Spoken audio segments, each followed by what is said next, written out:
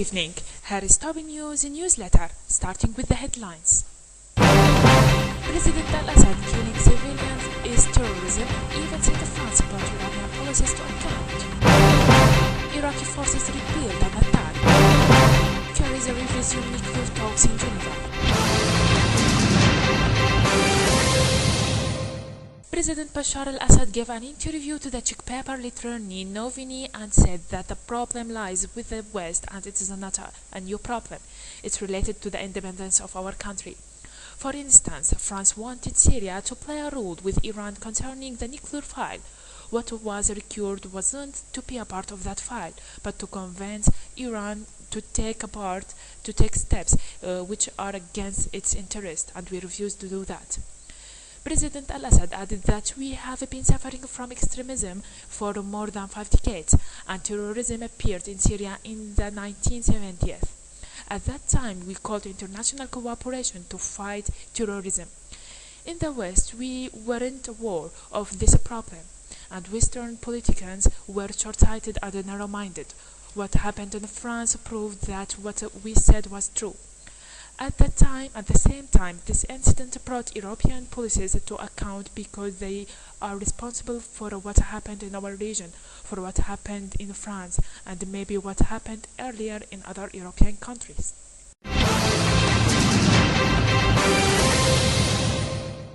The problem can't be addressed in the way they addressed in Afghanistan in 2021. A group of congressmen visited Damascus at that time, and they were talking about invading Afghanistan in revenge for what happened in New York earlier, and he said this is not how you should do it, because fighting terrorism is similar to treating cancer. If we look at the European Union in general, we see that its member states didn't have the same position during the crisis. The Czech Republic and Romania were among the countries which maintained their relationship with Syria, but they don't support our government or agreed with it about everything or about some things or anything of that kind. President Bashar al-Assad said Western short-sightedness and support for terrorism in Syria were to blame for last week's attacks in Paris, and in his first reaction to the attacks on the Charlie Hebdo magazine, President al-Assad said he had repeatedly warned Western governments that their support for terrorist groups in Syria risks at the blowback of violence at home. And we needed to remind many in the West that we have warned for such incidents since the beginning of the crisis in Syria.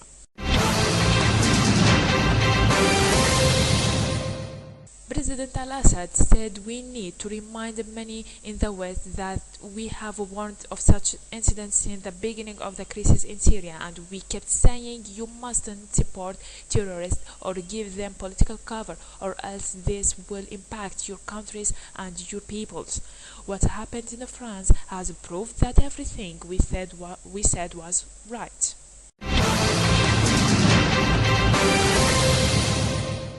Iraqi forces repelled an attack by the so-called ISIL Takfiri group in al-Qasr port south of Busra, killing and injuring a large number of terrorists.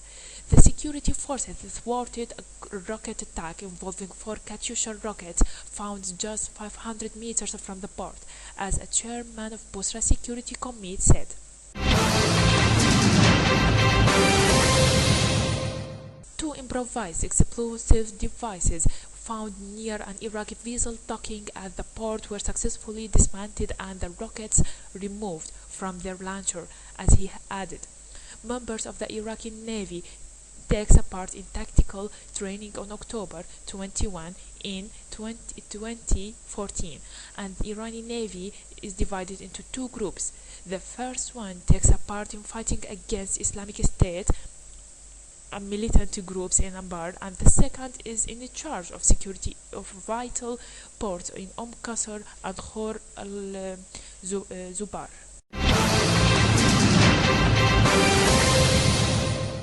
U.S. Secretary of State John Kerry and Iranian Foreign Minister Mohammad Javad Zarif resumed talks on Iran's nuclear program in Geneva.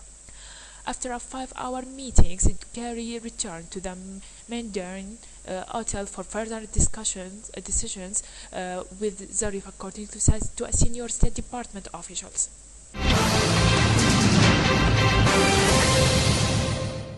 Negotiation for a nuclear deal fell through for a second time in November when the parties failed to meet a self-imposed deadlines. The counterparts hoped to reach an agreement which would lift sanctions on Tehran in exchange for limits on uranium enrichment by June.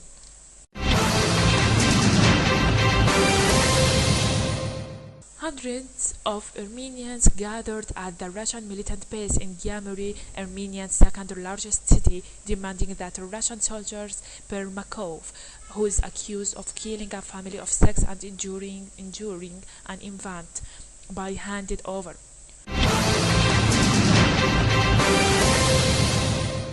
Protesters also picketed the Russian embassy in Yerevan, Armenia's capital, and marched to the presidential palace.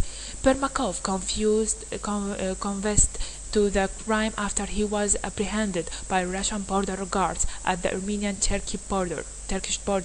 The deputy head of Armenia's police, Bogosian, told reporters. However, the motive for the killing is yet unknown. A special commission of the Russian Defense Ministry has been dispatched to the Russian military base on Monday to investigate. A source in Russia's military attorney department said that Permakov may face anywhere from 20 years behind bars to the life imprisonment.